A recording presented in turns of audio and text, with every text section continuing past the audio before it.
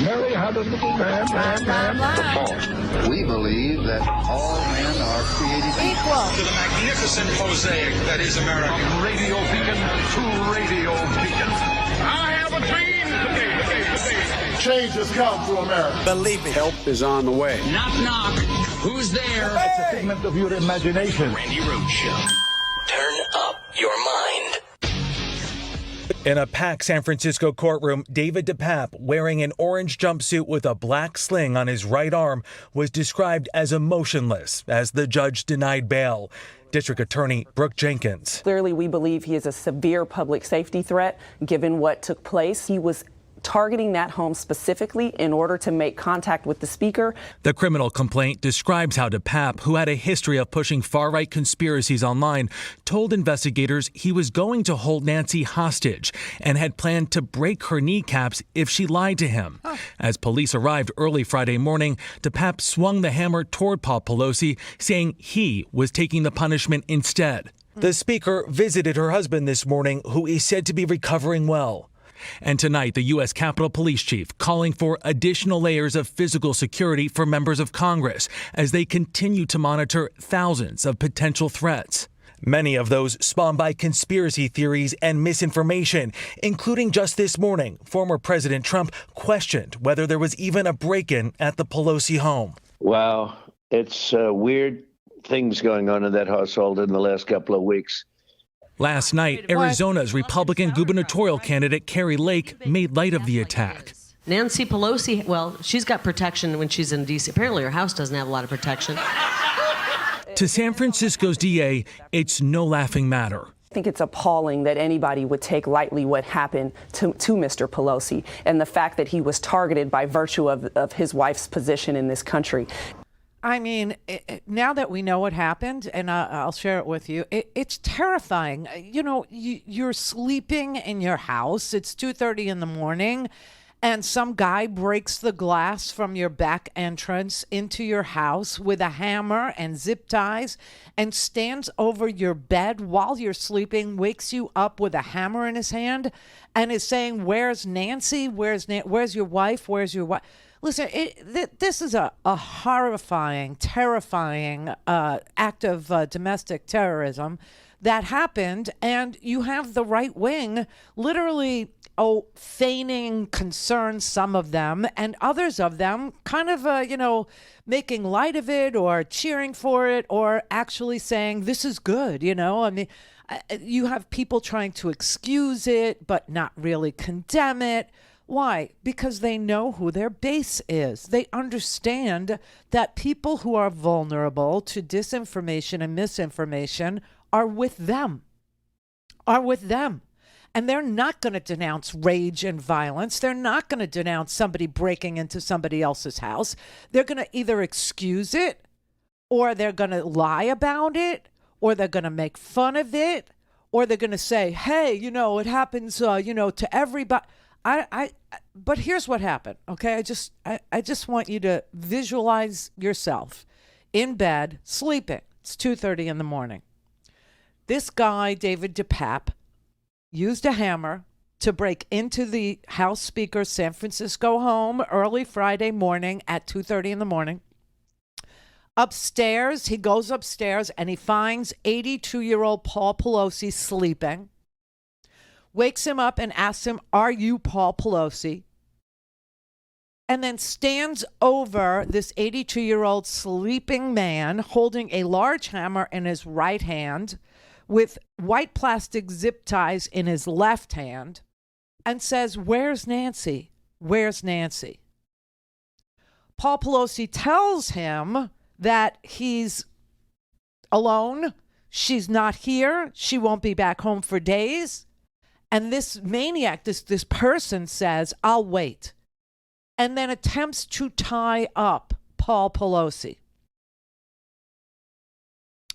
Paul Pelosi tries to wrestle himself away and head toward an elevator that they have in their house, knowing that there's a phone inside the elevator, but Mr. DePape blocks him. And Paul Pelosi then says, why do you want to speak to my wife? And David DePape says, well, she's number 2 in line for the presidency, right? And Paul Pelosi agrees. And he says, they're all corrupt. We have to take them out. Paul Pelosi realizes he's in big poop, okay? And he says, listen, you want to tie me up? I have to go to the bathroom first.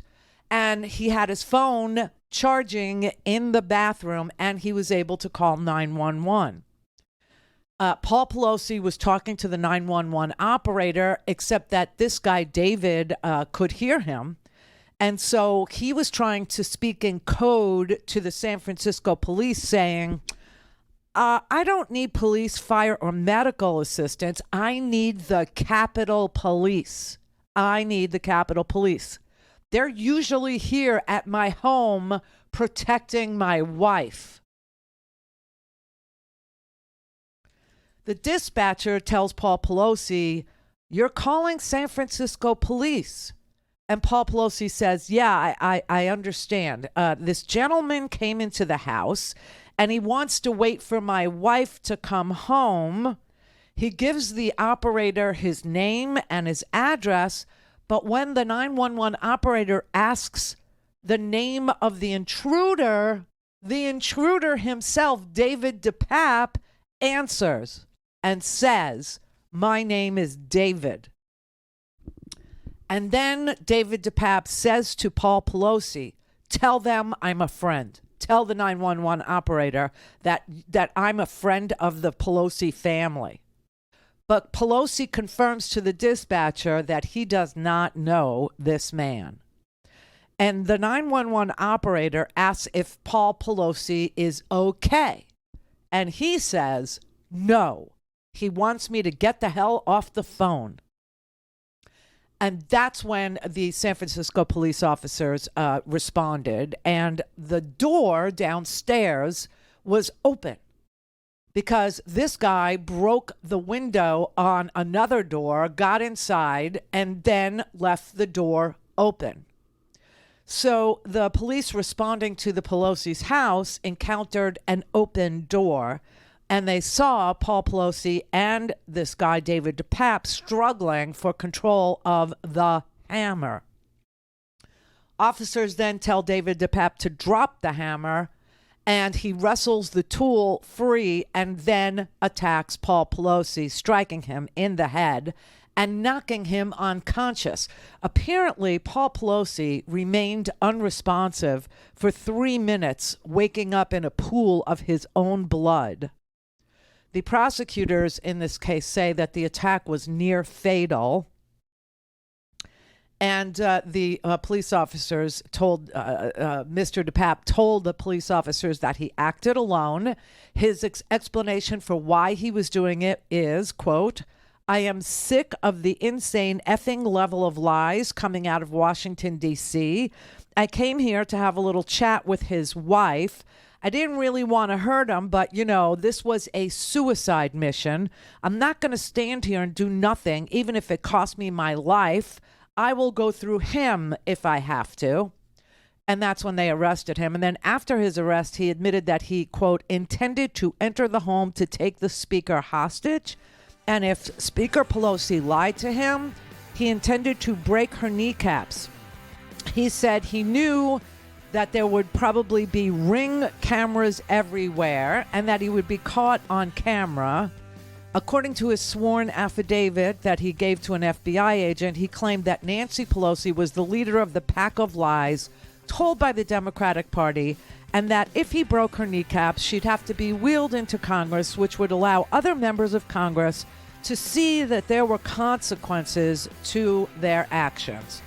He also intended to use Nancy Pelosi to lure another individual to him, and he named several targets, including a local professor, several prominent state and federal politicians, and relatives of those state and federal politicians.